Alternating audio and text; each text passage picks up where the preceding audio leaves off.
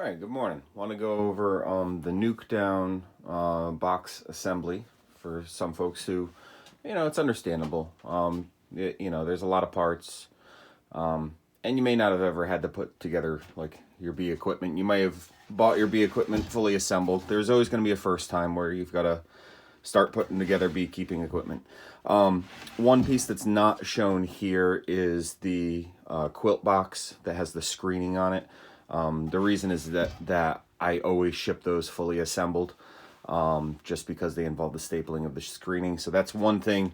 The quilt that fits inside the roof is something that you'll always have fully assembled. Okay, so you have got your Ware boxes, okay?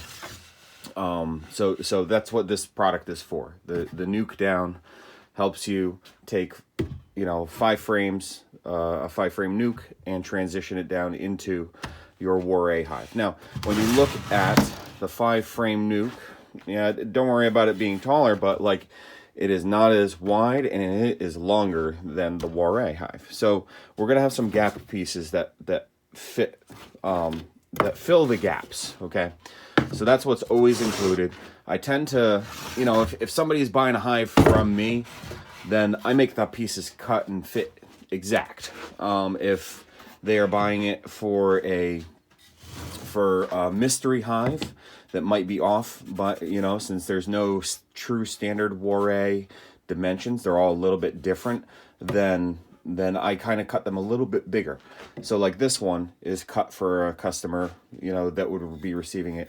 And so what I tend to write on it is like, I write it like gap. I write the word gap on it. And gap means that it's going to be a gap filler. Now it's either going to be a filler there, or it's going to be a different sized filler that goes under the nuke body itself. It gets screwed up and under it.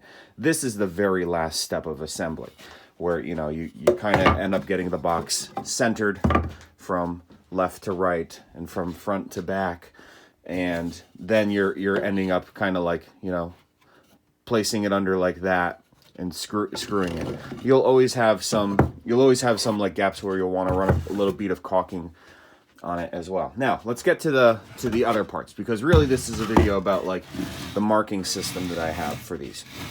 What you're likely going to see when these come flat packed is to save on shipping for you and for me, to make this more cost effective, is that I flat pack this part of the box, and really look at it. It's just 4 walls. Okay. Notice how the longer bigger walls, they are on the outside, and sandwiched between those walls is this side that has this little cutout, and that's where the frames rest. So notice that cutout is facing on the inside in both of these. They're facing each other so that the frames rest in that cutout, just like the cutout for the Ware hives, or at least the ones I build, have a little cutout here so that these bars rest there.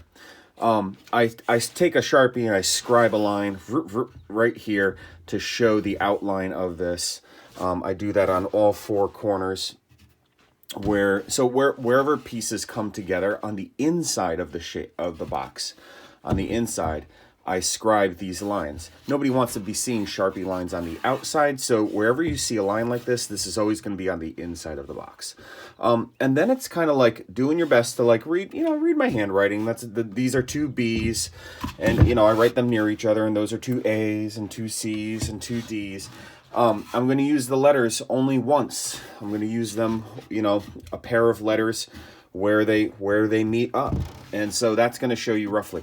Now there may also be scribe lines every now and then on some things. I may throw in like a tick mark, like here and here, something like that would show on some like unique pieces, like on the roofing piece.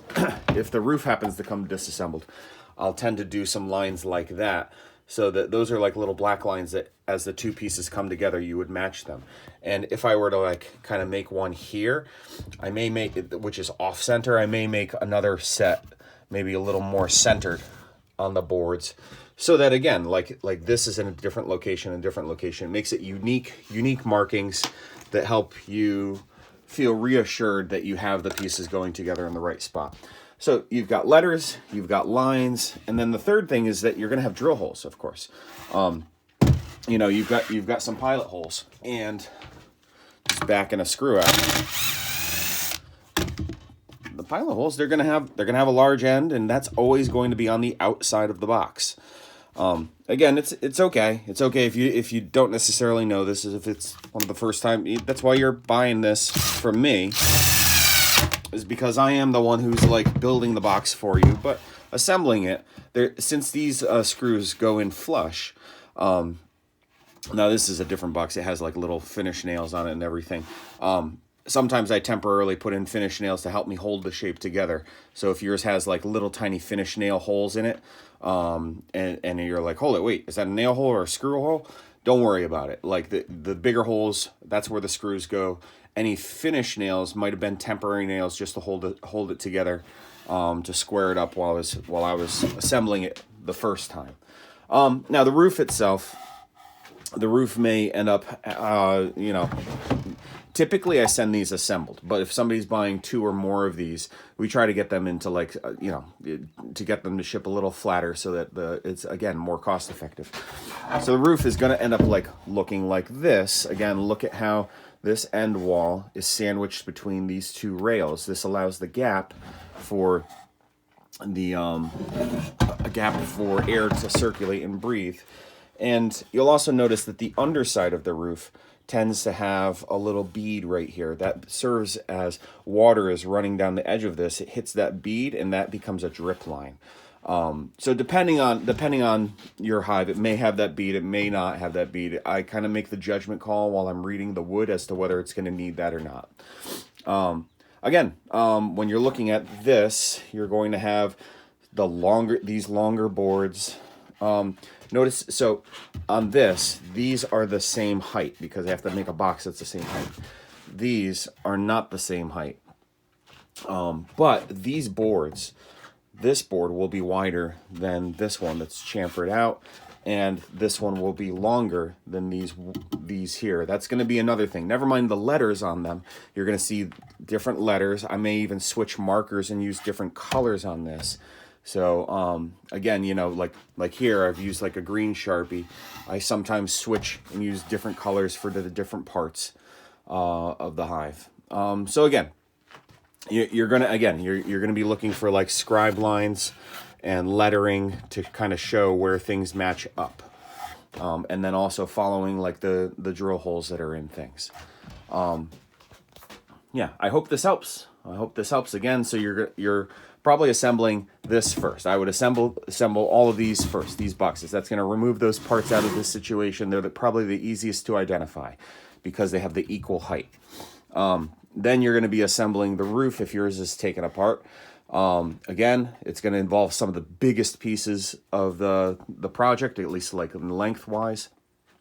And then taking the whole thing and rough fitting it on top of your Waré hive. You can then start to use the gap fillers, the ones labeled with a G typically, and start to get those gap fillers. Again, the longer, skinnier ones tend to go on top of the Waré box, and the shorter, wider ones tend to go underneath the Nuke box itself. All right, again, hope this helps. Take care.